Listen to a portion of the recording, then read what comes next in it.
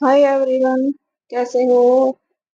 Hope कि आप सभी अच्छे होंगे, स्वस्थ होंगे और मस्त होंगे। तो डियर, स्वागत है आपका अपने इस प्यारे से यूट्यूब चैनल पर, जिसका नाम है स्टडी सोशियोलॉजी।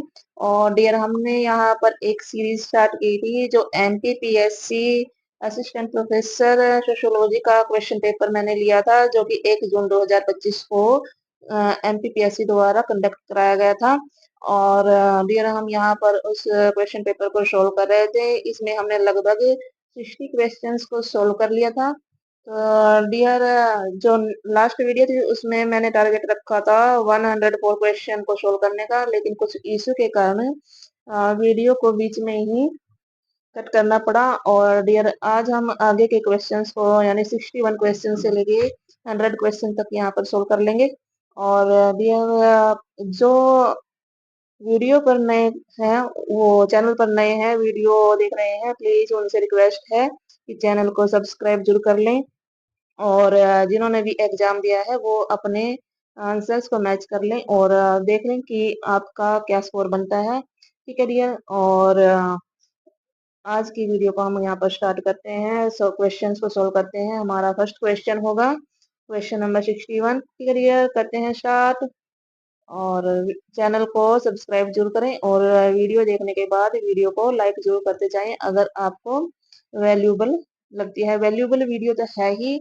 और जिन्होंने एग्जाम नहीं दिया है वो आगे असिस्टेंट प्रोफेसर के लिए अपनी तैयारी कर सकते हैं, देख सकते हैं किस प्रकार क्वेश्चन पूछे जाते हैं। ठीक है। ओके ओके स्टूडेंट्स, करते हैं स्टार्ट। फर्स्ट हमारा क्वेश्चन आज का यहाँ पर है क्वेश्चन नंबर 61। और क्या कहता है क्वेश्चन नंबर 61? देखिए डियर, कौन विश्वास करता था कि बच्चा होने का जो निर्णय है, बच्चा होने का निर्णय जो चार चार जो चर हैं, जैसे जोड़े यानी दंपतियों की, जो दंपति होते हैं उनकी प्राथमिकताएं, इसकी कीमत व्यवस्था और इसके संसाधनों का एक प्रकार यह है। तो इस प्रकार के चरों की व्याख्या करने वाले थे ओसवाल्ड स्पेगलर जी। और नेक्स्ट हमारा क्वेश्चन है, किस कमेटी ने स्व नियंत्रण उपागम की आलोचना की और जानबूझकर परिवार को सीमित करने की वकालत की? तो इस प्रकार इसका राइट आंसर होगा भोरे कमेटी। भोरे कमेटी ने स्वनियंत्रण उपागम की आलोचना की और जानबूझकर परिवार को सीमित करने की वकालत की। ठीक है डियर, नेक्स्ट हमारा क्वेश्चन है, 1971 से 2021 तक भारत की जनसंख्या वृद्धि दर में क्या बदलाव आया था? तो डियर, यहाँ पर राइट आंसर होगा ऑप्शन नंबर सी। यह 2.2 से परसेंट से घटकर 1.1% रह गई। ठीक है डियर। नेक्स्ट हमारा क्वेश्चन है क्वेश्चन नंबर 64। मूल समुदायों के सशक्तिकरण की प्रक्रिया जो आर्थिक संसाधनों के स्वामित्व और प्रबंधन में प्रजातीय असमानता को कम करती है, वो इस प्रकार की जो प्रक्रिया है वो क्या कहलाती है? तो इस प्रकार की प्रक्रिया कहलाती है स्वदेशीकरण। ठीक है। तो नेक्स्ट हमारा क्वेश्चन है, किसने कहा है कि जो विकास को न्याय, संपोषकता और समावेशन को सुनिश्चित करना चाहिए? तो डियर, ये डेफिनेशन किसके द्वारा दी गई थी कि विकास को न्याय, संपोषकता और समावेशन को सुनिश्चित करना चाहिए? तो इस प्रकार की डेफिनेशन देने वाले कौन थे? वो थे डेविड कॉटन। ठीक है डियर।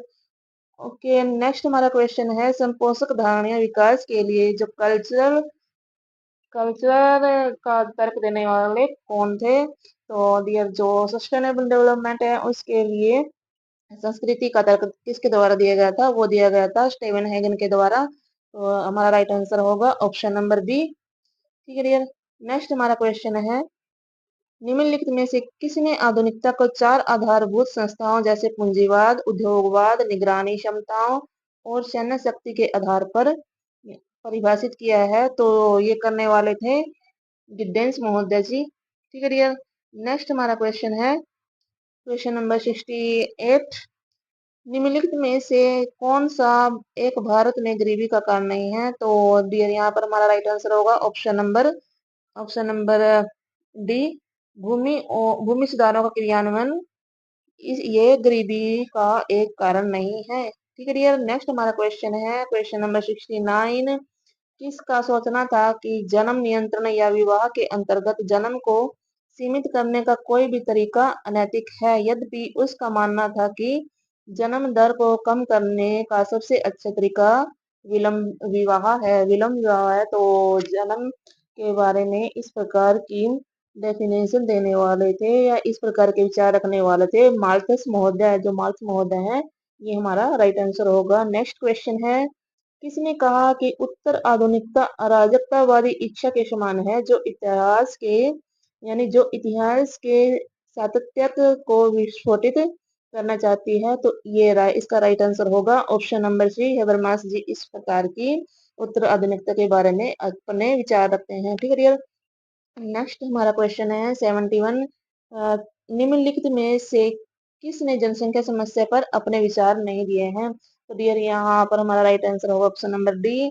देखिए डियर, कंफ्यूशियस भी जनसंख्या के बारे में यानी बताते हैं, प्लेटो भी बताते हैं और अरिस्टो भी बताते हैं, लेकिन देकार्त जी एक फिलोसफर थे। तो हमारा यहाँ पर राइट आंसर होगा ऑप्शन नंबर डी। नेक्स्ट हमारा क्वेश्चन है क्वेश्चन नंबर 72।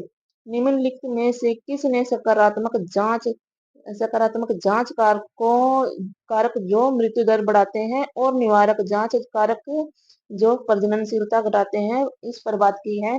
तो हमारा यहाँ पर राइट आंसर होगा ऑप्शन नंबर डी। तो डियर, जो मार्क्स महोदय हैं वो सकारात्मक जांच और निवारक जांच पर बात करते हैं जनसंख्या प्रजननशीलता के बारे में। ठीक है डियर।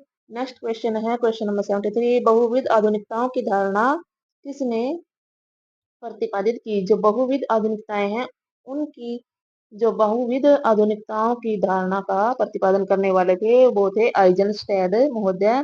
हमारा राइट आंसर होगा ऑप्शन नंबर सी। ठीक है डियर। नेक्स्ट हमारा क्वेश्चन है क्वेश्चन नंबर 74।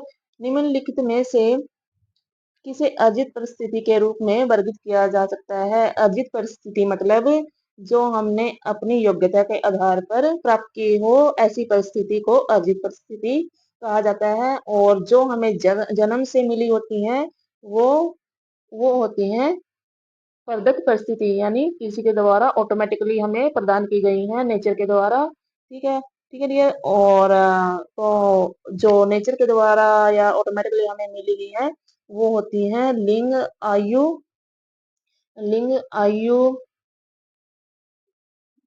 आयु जाति हमें जन्म के साथ ही ऑटोमेटिकली मिल जाती हैं, लेकिन जो विवाह है वो हमें अपनी योग्यता के आधार पर प्राप्त करना होता है। ठीक है डियर। तो ये हमारा राइट आंसर होगा ऑप्शन नंबर डी।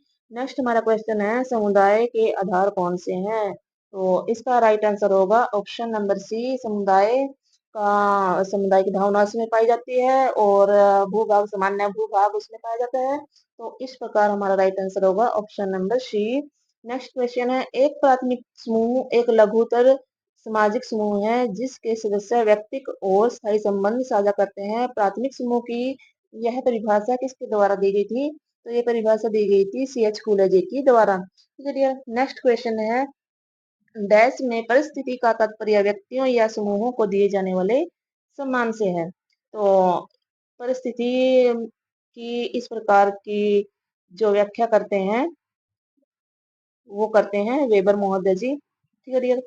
नेक्स्ट हमारा क्वेश्चन है, किसी विशिष्ट परिस्थिति के संबंधित विभिन्न भूमिकाओं को जब संयुक्त किया जाता है तो उसे क्या कहा जाता है? जो एक विशिष्ट परिस्थिति है उससे संबंधित विभिन्न भूमिकाओं को जब एक संयुक्त किया जाता है तो उसको कहा जाता है भूमिका पूंजी। यानी एक परिस्थिति को निभाते हुए एक व्यक्ति विभिन्न भूमिकाओं को निभा रहा है, तो उसके विभिन्न सदस्यों के साथ या जो संबंध होते हैं उनको एक परिस्थिति के अनुसार उनको भी निभा रहा है, तो ऐसी परिस्थिति को भूमिका पुंज कहा जाता है। ठीक है। नेक्स्ट हमारा क्वेश्चन है क्वेश्चन नंबर 79।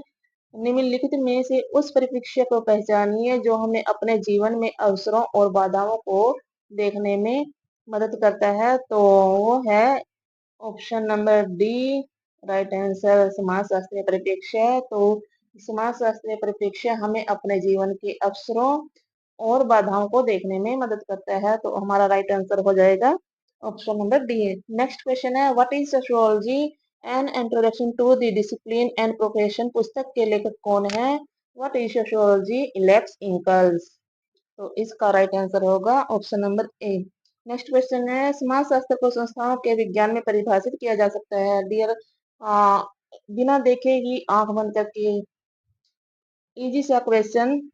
संस्थाओं के विज्ञान के रूप में समाजशास्त्र को कौन परिभाषित करते हैं? वो करते हैं Emile Durkheim ji, option number C.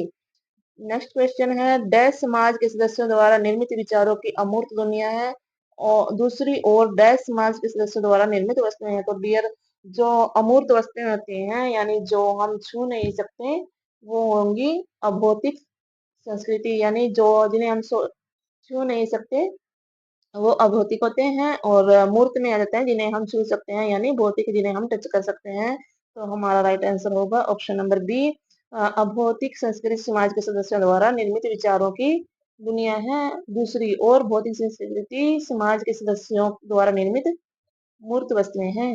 Next question है, निम्नलिखित में से किसको मानदंडों के प्रकार के रूप में वर्गीकृत नहीं किया जा सकता है? डियर, यहाँ पर एक कंफ्यूजन वाला क्वेश्चन है, लेकिन यहाँ पर जो देखिए डियर, जो आदतें हैं उनको भी इसमें शामिल नहीं किया जाता, लेकिन कई क्वेश्चन पेपर में यहाँ पर आदर्श लिखा हुआ है और कईयों में आदतें लिखा हुआ है, लेकिन फैशन और धुन भी इस प्रकार के मानदंडों में जो है उसको वर्गीकृत नहीं कर सकते। यहाँ पर राइट आंसर होगा ऑप्शन नंबर सी। ठीक है डियर, नेक्स्ट हमारा क्वेश्चन है क्वेश्चन नंबर 84। नव प्रकार्यवाद का सिद्धांत किसके क्रिया सिद्धांत का संशोधित रूप है? यानी नव प्रकार्यवाद से पहले कौन से प्रकार्यवादी थे जिसका नव प्रकार्यवाद संशोधित रूप करके उसका नव प्रकार्यवाद का सिद्धांत दिया गया? तो डियर, इसका राइट आंसर होगा ऑप्शन नंबर ए, यानी पार्सन्स जी का जो क्रिया सिद्धांत था उसका संशोधित रूप क्या है? वो है नव प्रकार्यवाद। नेक्स्ट हमारा क्वेश्चन है, अपराध एक क्या है? अपराध है क्या? अपराध एक सामाजिक व्यवहार है? नहीं, सामाजिक व्यवहार वो होते हैं जो समाज द्वारा मान्य होते हैं, और इसका राइट आंसर होगा समाज एक असामाजिक, यानी समाज द्वारा मान्य नहीं होते जो इस प्रकार के व्यवहार को अपराध कहते हैं। ठीक है डियर, नेक्स्ट हमारा क्वेश्चन है, किसने आधुनिकता को एक अपूर्ण परियोजना कहा है? तो इसका राइट आंसर होगा ऑप्शन नंबर डी, जे हैबरमास, जुर्गन हैबरमास जी आधुनिकता को एक अपूर्ण यानी अधूरा प्रोजेक्ट कहते हैं। ठीक है डियर, नेक्स्ट हमारा क्वेश्चन है, सफेद पोष अपराध, सिंपल सा क्वेश्चन। सफेद पोष अपराध की अवधारणा देने वाले कौन थे? वो थे सदरलैंड जी।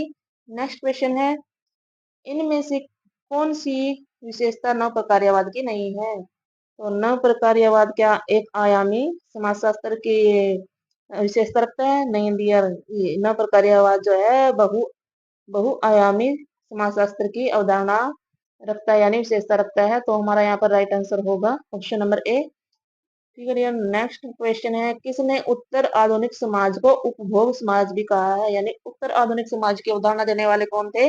वो थे बॉडरीलार्ड महोदय जी, और उन्होंने उत्तर आधुनिक समाज को एक उपभोग समाज भी कहा है। तो हमारा यहाँ पर राइट आंसर होगा option number B. Next question है, नव प्रकार्यवाद की अवधारणा देने वाले कौन थे? सिंपल सा क्वेश्चन, नव प्रकार्यवाद देने वाले कौन थे? ये थे जेफरी सी अलेक्जेंडर जी। और नेक्स्ट क्वेश्चन है, कौन सा शोध प्रारूप में समाविष्ट नहीं है? निम्नलिखित में से कौन सा जो शोध यानी रिसर्च करने के प्रारूप हैं उनमें कौन सा शामिल नहीं है? देखिए डियर, सूचना प्राप्त करने के साधन भी होते हैं, अध्ययन की जाने वाली समस्या का उद्देश्य ये भी है, अध्ययन की जाने वाली समस्या का स्वरूप कैसा होगा वो भी इसमें शामिल होता है, लेकिन जो विस्तृत प्रशासनिक प्रक्रियाएं हैं वो शोध के प्रारूप में शामिल नहीं होती। ठीक है, तो इस प्रकार हमारा राइट आंसर होगा ऑप्शन नंबर डी, विस्तृत प्रशासनिक प्रक्रियाएं। नेक्स्ट क्वेश्चन है, असहभागी अवलोकन का प्रयोग भारत में अधिकतर किसने किया था? तो इस प्रकार का अवलोकन करने वाले वो थे आईपी देसाई जी। ठीक है डियर, नेक्स्ट क्वेश्चन है, निम्नलिखित में से कौन सी क्षेत्र अवलोकन की अवस्था नहीं है? यानी जो क्षेत्र में जाकर यानी किसी फील्ड में जाकर फील्ड वर्क करते हैं, अवलोकन करते हैं, इस प्रकार की अवस्था कौन सी नहीं है, ये है साहित्य की समीक्षा। बाकी सभी अवलोकन यानी क्षेत्रीय अवलोकन की एक मुख्य विशेषताएं हैं। ठीक है, ठीक है। नेक्स्ट क्वेश्चन है, यह तर्क किसने दिया कि नव प्रकार्यवाद एक विकसित सिद्धांत की बजाय एक प्रवृत्ति है? तो इस प्रकार की डेफिनेशन देने वाले थे जेफरी सी अलेक्जेंडर। ठीक है डियर, इस प्रकार राइट हमारा आंसर होगा option number B. Next question है, डैश में पूर्व निर्धारित प्रश्नों की सूची होती है जिसके उत्तर भरने के लिए उत्तरदाता को कहा जाता है। तो इसका राइट आंसर होगा ऑप्शन नंबर सी। जो प्रश्नावली है, प्रश्नावली यानी एक सूची होती है, उसमें प्रश्न पहले से ही भर दिए जाते हैं और उसमें प्रश्नावली में उनका आंसर देने के लिए उत्तरदाता के पास भेजा जाता है। ठीक है डियर।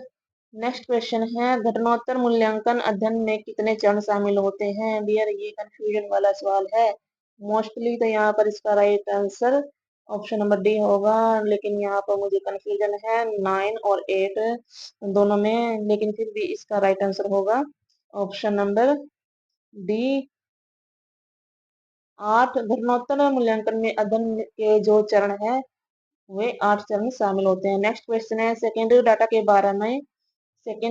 के बारे में कौन सा कथन गलत है? तो डियर, इसका राइट आंसर होगा ऑप्शन नंबर बी, यह पाठ्य रिपोर्ट की तुलना में अधिक स्थान घेरता है। डियर, ऐसा कुछ नहीं है कि यह पाठ्य रिपोर्ट की तुलना में अधिक स्थान घेरता है, तो इसका राइट आंसर होगा ऑप्शन नंबर बी।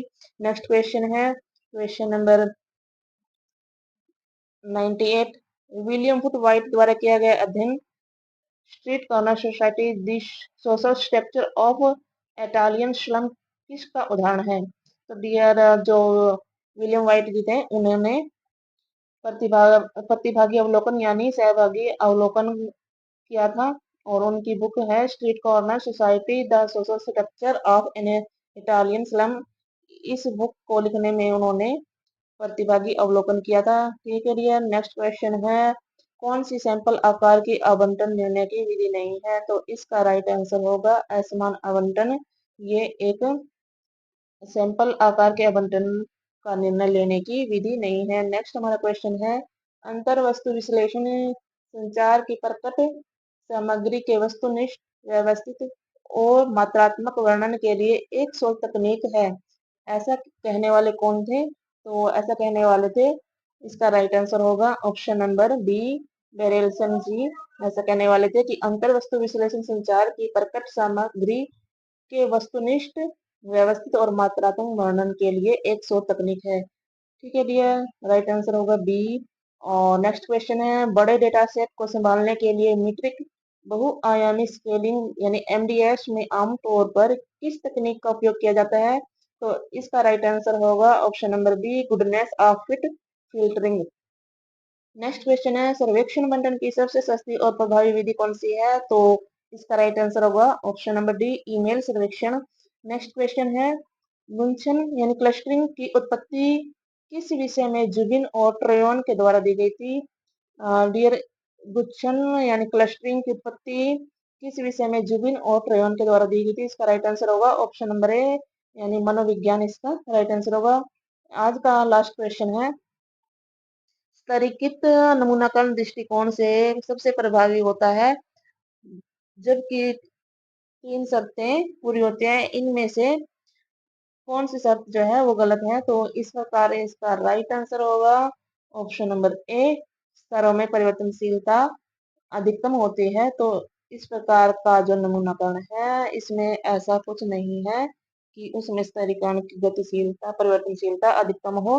तो डियर, ये थे आज के हमारे कुछ क्वेश्चंस जो हमने यहाँ पर सोल्व किए हैं, और होप सो कि आपको वीडियो पसंद आएगी, और चैनल को सब्सक्राइब करना ना भूले डियर। ठीक है डियर, मिलते हैं जो नेक्स्ट के बचे क्वेश्चन हैं उनको सोल्व करेंगे अपनी नेक्स्ट वीडियो में। तब तक के डियर ख्याल रखना अपना, और वीडियो को लाइक करना जरूर, और चैनल को सब्सक्राइब भी करना। ठीक है डियर, मिलते हैं नेक्स्ट वीडियो में, तब तक के लिए टेक केयर।